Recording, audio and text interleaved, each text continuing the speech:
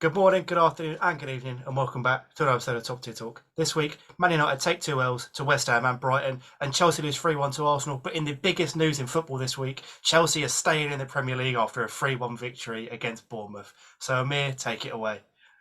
Yeah, a very mixed emotional week. I mean, on Wednesday, if I believe it or not, we played our Arsenal and we got absolutely destroyed in that first half. And I remember me and Chavez, or you did, we were trying to rattle Arsenal a bit. We're saying they won't win a game after C, but they've bounced back pretty well, to be fair. We can kind of bring Arsenal as well. I think as the pressure's off a bit, they think they might have lost the league. They're back to playing what they did before. I mean, under pressure, these players really haven't experienced that stuff. So off pressure, they've beaten Newcastle, beaten Chelsea, so they look like they're back in form. But we were absolutely atrocious the first half.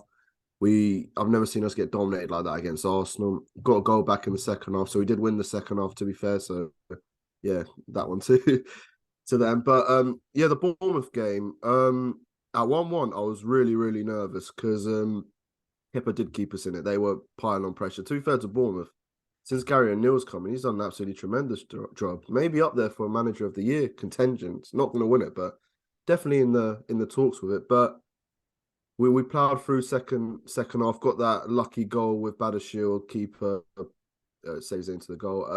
And in the third goal, the tiki taka between Felix and Sterling showed we really do have quality players. It's just getting the right manager to gel them. So we got the win. We're staying up. The relegation stuff's off now, and Lampard's not 007 either. So that's kind of a shame. But I'm happy for him because he looks stressed, man. I love Frank Lampard, but just see how stressed he looks. He looks like he's losing hair the whole lot with what's going on since Everton and now. So the win for him will do him good as well. But yeah, the season is a preseason. It's all preseason from now. We don't have anything to play for. We're not going to be in anything. I don't think we can even get Europe or Conference League anymore. So it's just get that manager in really and try and offload these players. I But was yeah, um, I was going to say on the topic of managers, just quick. I had Talk Sport on, as you do. I was driving home the other day, and they was talking about Mason Mount. I can't remember who it was, but he was saying about Mount's contract obviously being up, or he wants a renewal, or he yeah. wants 200 grand a week. And I can't remember who it was, but they said you're going to need to wait for the manager to come in before Mm. he makes a judgment on Mount, because if he gives him a 200 grand a week contract now, and a manager comes in and goes, Yeah. no, I don't want him, no one's going to give Mount that money, and then he's stuck for 4, 5, 6 years on that contract, because No, very true. he's not going to take a year contract, is he? He's going to take, as I Yeah. said, 3, 4, Of five course, years. it was long term like Reece James. Yeah. I assume at this point with the manager stuff being quite, I think probably not being reported. I was probably is done. I assume Poch is done, or he knows roughly who he wants to keep and who he wants to sell. I do assume that. So, um, as I said, he's probably already decided on Mount. And to be honest, I would keep Mount, but Yeah. not at 300k a week. Okay, To well be that's honest, that's what I was going to say. not for Would you keep Chelsea. him? Yeah, But yeah, you've I answered it. would keep him for not for 300 because he's still Chelsea boy. He did have a great season last year, a couple of years. I mean, this year's been really tough for him, but probably would He, still keep him, but not at that. he doesn't. Yeah, he don't. I'm a Mount hater, and it's been fairly obvious. But very few players are worth the 300, 400 grand a week mark. Even the 200, pushing the 200 to Yeah, 250. There's very few players that you'd look at in the league that you'd go, you are worth that to a club. oh, agreed. No, probably not many people are worth that, but yeah, no, on that, I'm sure we're gonna have a lot of sales as well. Ziyech came back and he played really well in the second half to him. So I guess maybe with Poch we have a new slate. Maybe some of the players I wanted out might end up staying. It depends on what Poch wants. If it is Poch, and probably is. Do you guys reckon it is Poch at this Well, point? I had a question about that. So, I don't know if you saw the news, but apparently Mourinho rejected you. How do you feel about that? Because I did think that Mourinho previously said he would consider coming back if he was offered the job. Well, So, who reported that? I can't name the source. It is Are out there though. It's United not my Kane? own source. It's It's my source from Twitter. It somewhere was else. Twitter. Um, Somewhere on Twitter. I guess if he doesn't want to come back, then yeah, we got rejected by Marino. I guess after all the abuse and stuff, I guess we gave him. Would Yeah, you but take him over Poch? no, I actually wouldn't. I don't think. I think he's about. I think it's about outdated, to be honest.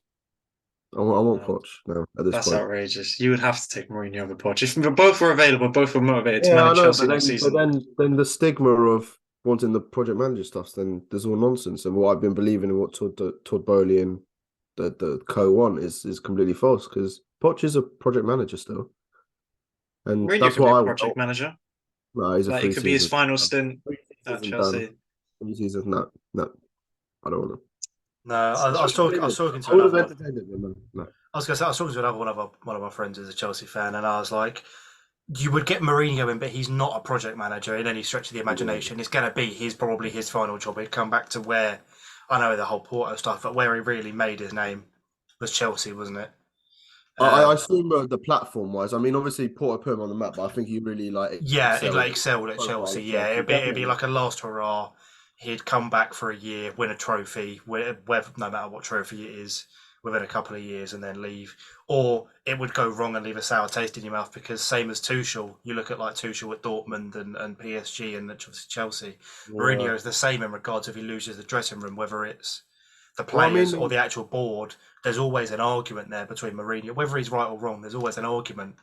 So then it's how far does he not take you, but take. Mourinho also broke a lot of our Chelsea fans' hearts by going to Tottenham as well. I mean, he went to United, we're rivals, but it's not like a Tottenham hatred. Like, we obviously don't like Tottenham at all, and I think he kind of tarnished himself going there as well. So maybe it's a sour taste with the fans as well. Maybe he doesn't feel he was treated or respected fairly. I know when he was at United, do you remember after I think he lost to Conte, was it? And he was going 3 times me here. So you can obviously tell there's maybe a bit of a sour taste there. So you never know. There's a lot of factors in it. And I assume with Italy, with Roma, he's doing all right. I think, are they in the top 4 or they're I think Champions they League? were, and then they all got pushed out because that whole Juve thing happened. Yeah, the Juve thing. But, But It's still in the Europa League. So.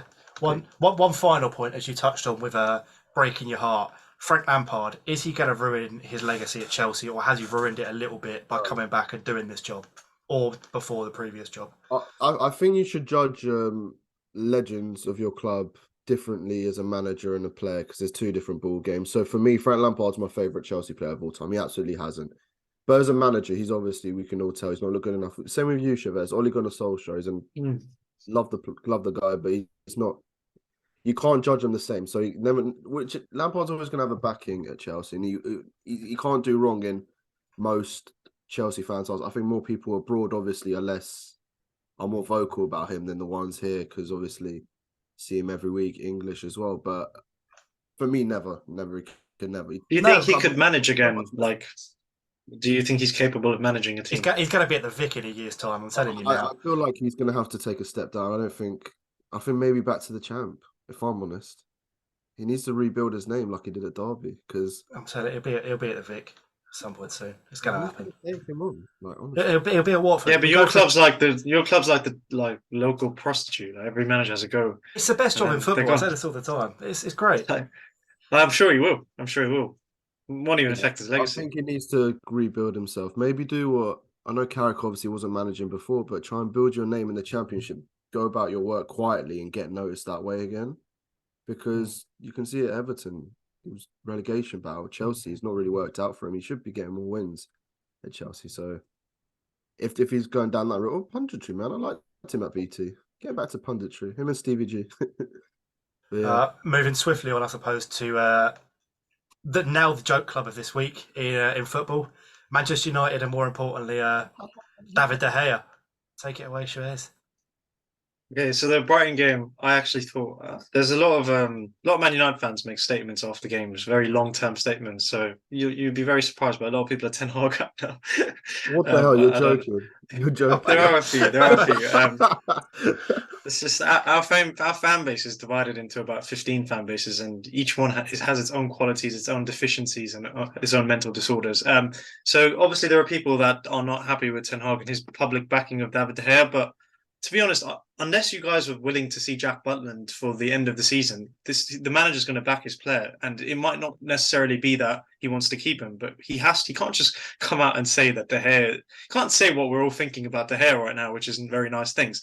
And if he does it, then De Gea's confidence is gone. And De Gea is definitely a confidence goalkeeper. I mean, the guy plays as if I said yesterday, he plays as if he's an outfield player. The thing he did yesterday, by the way, West Ham were very unlucky in that game. I think they should come out of that game very disappointed, David Moyes, and should be disgusted with the referees because the refereeing was a shambles. It was in favour of Man United. We lost, so I don't think anyone cares. But if we somehow got anything out of that game, that was all on the referees. De Gea dived for that cross. Nothing happened to him. He just fell, and because he's a goalkeeper, he got protected. And there was one more decision. The penalty was a penalty. I don't know why that wasn't given as a handball.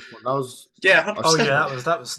Now I don't understand the rule again. I thought I understood the rule. Now I don't understand it again because he quite literally put his his arm in an unnatural position, and he had time to move it away, and then he was still moving in an unnatural position when it hit his arm. So I don't know, man. But his yeah, we arm should was have lost tucked in. His arm was in his body, which the penalty wouldn't have been given.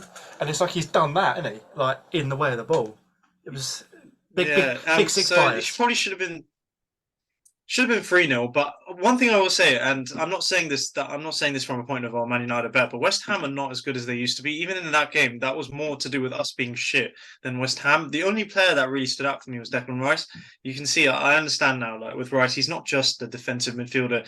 He is a progressive carrier. He's definitely better than every midfielder on that pitch. Even Casemiro on form right now, Declan Rice is better. And yeah, he bossed it.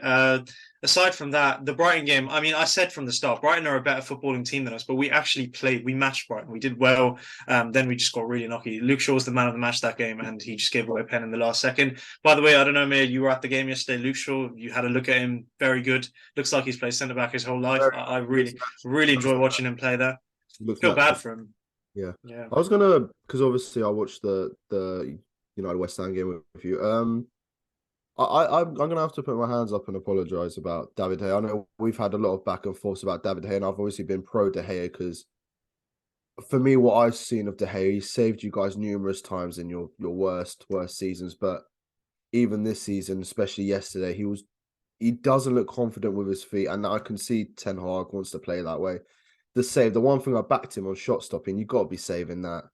It weren't even like a hard shot, or it was really, really. It was a poor effort. It was very really timid, poor. that He shot. stuffed it completely, and I don't know if he didn't see it later. I can't make excuses for that.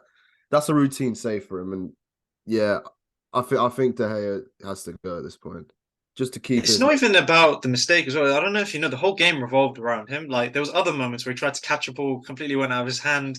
He was on the floor, injured, pretend injured. Like it's all about him in these games, and I hate it. And to be fair, what I would say is, he's a legend of our club. You should still respect him because he's done more for this club than me or any fan will ever do. However, if after this season he stays, it's not necessarily on him, but it's on the manager, the board, anyone involved in making decisions at the club. They will have actively said, yes, we've looked at everything and he's staying. So for now, okay, he's there. We're not going to play Jack Butland. He's not as far as I'm aware, Jack Butland is not a short, a passing, playing out from the back goalkeeper. So we've got to back him until the end of the season, and then hopefully he can leave. Another player I wanted to bring up, a couple players. I feel like since the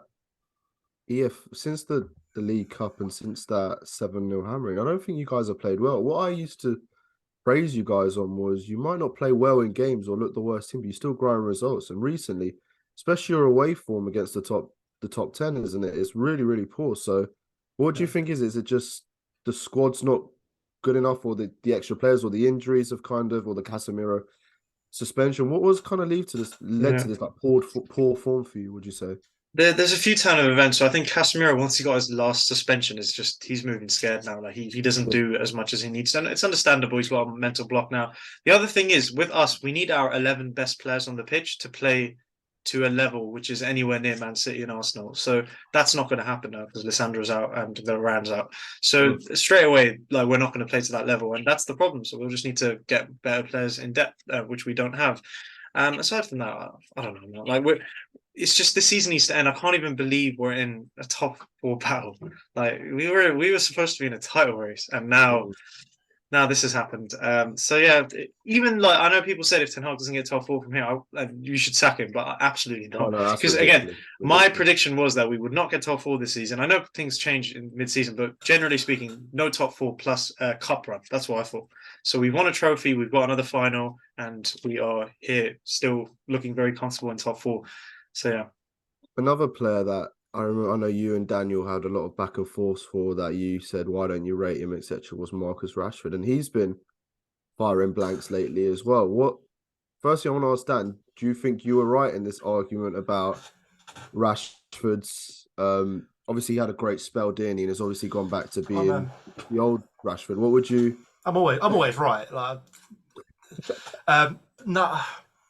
It's infuriating because you can see there's an ability or a talent there, whether it was as Chavez, as you said before, with everything that was going on, or whether it was just to be at a club like Man United and play the amount of games that he's done. There has to be something in there. It's not just luck. It's not just someone might see something in him. Like there's a player in there, but it's frustrating to watch as an England fan, as an outsider. So it must be 10 times more infuriating for Man United fans when he hits that wall. I know obviously very few players are going to be playing on all cylinders across a 38 game season, plus a Europe, plus FA Cup, plus whatever competitions you've got.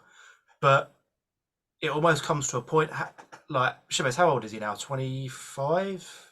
25. 25. So he's going to be within the next sort of 18 months in the prime of his prime. And if he's, how many purple patches can you have, or how many spells can he go without scoring goals? And then he goes and has like a period like he did for the first sort of 4 or 5 months of the season, and then he just dries out again. How often can that happen Is he before injured, you by the go? way? Is he injured? He's not injured. Do Yeah, you know what it he is had with an Rashford? injury, didn't he? You're right about his thing. He's got the most unmatched ability, because you've seen so many people come out and say he's the best player they've ever played with. He gets so much praise, and it's because he generally does have this God-given ability, which is really good. And he's got the physique of he's got the physique He's of Ronaldo. quick, he's strong, he's powerful. But it's his brain. Like it just generally comes down to his footballing IQ on the pitch. He makes the wrong decisions, and it's what can you do about that? What do you need to send him to school? Like what I don't know how you train that. Like you would generally have to be sit him down and show him himself on the screen, because everything to do with his body is great, and everything in terms of his physique, his shot power, he has it all, but he just doesn't use his brain. He doesn't apply it correctly. It's almost like Sancho, but reverse. Like Sancho, I feel like if you morph Sancho and Rashford into one, because I think Sancho's got good footballing IQ, he's just scared. He doesn't have the physique, can't take a man, you'd have a doesn't believe in world-class player. himself. You have a world-class player, yeah. But this is what it is. Someone who I thought was actually good yesterday, and I've given a lot of I've been kind of just on his case. Was Anthony? I thought Anthony looked decent yesterday on that right wing. He created a couple of what he hit the post, didn't he? Because he's actually direct now. By the way, Anthony, we all had the same complaint with Anthony, the one that we have with Sancho, that he wasn't taking people on. He was just scared. He changed that up straight away. Now he's doing the complete opposite, because he knows, you can tell he's heard the criticism. And he's actually physical. He tries to get in a tussle. He knows, like, he's there at least on the pitch, puts up a fight, kind of like Bruno. But yeah, and Ten Hag, by the way, doesn't get away from criticism either. He played the same front four that lost 7-0 to Liverpool. He played Bruno at left wing. We didn't have to do that. And that was all to accommodate for Weghorst, who I don't know why we needed to play him. I understand the aerial thing, but I thought we were playing out from the back with a goalkeeper who doesn't do that. So why are we? It's mixed signals almost. Why do we have to play Weghorst then? Just stick to one philosophy. I think. I don't know, in regard to, as you were saying, this, is it a squad problem? I haven't seen your fitness, or I haven't seen your injury list or whatever, but is it a squad problem? Definitely tight. Like we are withering away in second half. In second half, we're not there. We're just existing. Like it's definitely because they're fatigued. But now, next week, no excuses. 1 week break now. I also think maybe the Weghorst argument playing, like West Ham, same as other teams that are down there, they won't put up as much of a fight, but obviously you look at West Ham's defenders, they're quite big, they're strong. And you look at Martial, was fairly ineffective when he came on. Getting in behind, obviously, he's good at that. But I don't know, Weghorst wasn't really given the opportunity. But surely you'd want to play a bigger, stronger striker against bigger, bulkier defenders. Whereas if you look at, I don't know, for example, if you were playing against yourself, you would be happier to play a player like Martial against Lisandro, because he doesn't need the height as much. He can do him with he can fight pace with pace. Do you know what I mean? Whereas, I think we just need to take control in football matches. The moment you start Weghorst, you're losing a player. It's 10 men, and you're not keeping the ball. And our philosophy is to keep the ball against. The final goal of Ten Hag's project here is that it doesn't matter who we play. Prime Barcelona in 2009, we're going to keep possession and we're going to press them. And why can't we do that against West Ham? Why is that? Is it the midfield? Is it the keeper? Is it what is it? Is it what battle are you losing to not have this possession? Well, we played Weghorst in midfield yesterday. Yeah. Straight away, you've lost the battle. He's not a player who's good on the football. And this is why, again, the number 8 position is pivotal to all of this. Eriksen's position, which basically Casemiro is world class and he's one of the best DMs of all time, but he's not blessed on his feet as much as other DMs like Rodri. And we then need like that. That 8 needs to be so good when that 8 comes in. They need to be incredible on the ball. So we're waiting for that 8 because it's not Eriksen. Eriksen's problem is if Eriksen and Fred morph them into one human being and you'd have a brilliant player on the ball, off the ball. But it's like we just have selective qualities we've touched on Arsenal, obviously. The pressure's off them. So they've sort of won their last couple of games against Chelsea and Newcastle. Good solid 2-0 win as well. As I said, the pressure's off. Yeah, City leads. Any touch on that? Or obviously Gunnar. I think we should talk about Haaland. He broke the record. Single goals this season. Or is that Dixie Dean guy's got it? No, it's a single goal. He's going for Man City's record still. Yeah. Yeah. Anything else, or is that? Other I think Arsenal come in the league. I've got That's one the one. take that I just want to come out. I've just got one take that I want to come out with, and I'm probably going to get Go on. slated for this, but I'm backing the boy. João Pedro has now officially moved to Brighton. He will get more goals and assists, goal contributions than that fraud at Arsenal next season, Martinelli. I'm calling it now.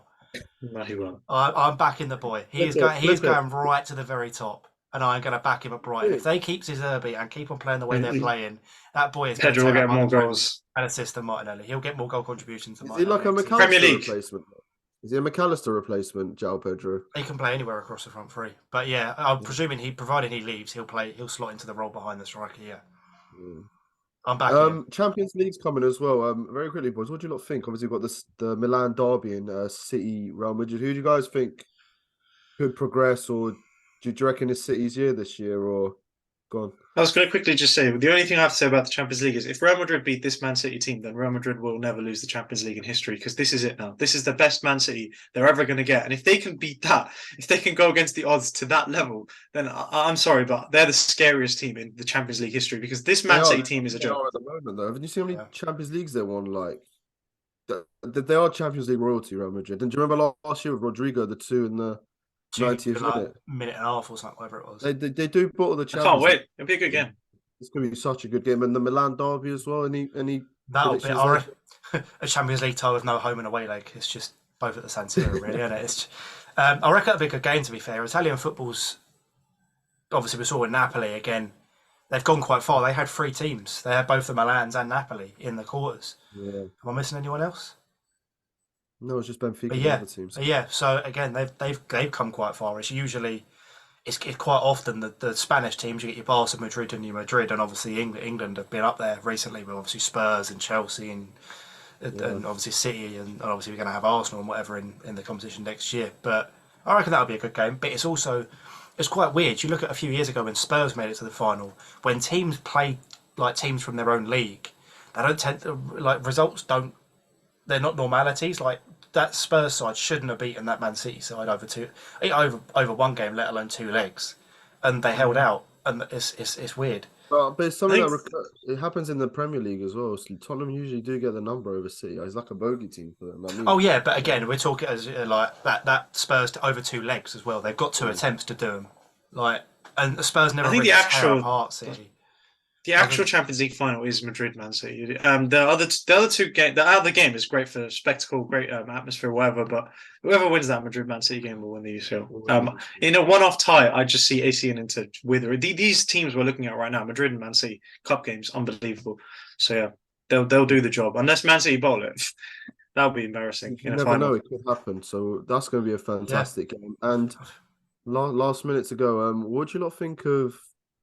Just in terms of relegation battle, do you lot still think Leicester are in it? Or do you think Leicester? Yeah, that game was a draw last week, wasn't it? The one that we was like, we're still banking on this, and then it ended up in a 2-2 draw. So nothing actually really changed. Any comments on Sam Allardyce saying he's up there with Pep? No, I agree. I touched on this last week with managers not needing to win trophies to be good managers. I touched on it last week. But no, I don't disagree with it. Ball knowledge, he's up there. Do you reckon? Yeah. It's interesting though he's come out and said that when he's in a relegation battle. If he wins the battle, fair enough. I think he should have said it at the end. But I understand what he means. We would never know until he actually manages Prime Man City. So who knows? I think we'll have to be back next week and wait and see. So thanks for watching, and until next time, see ya.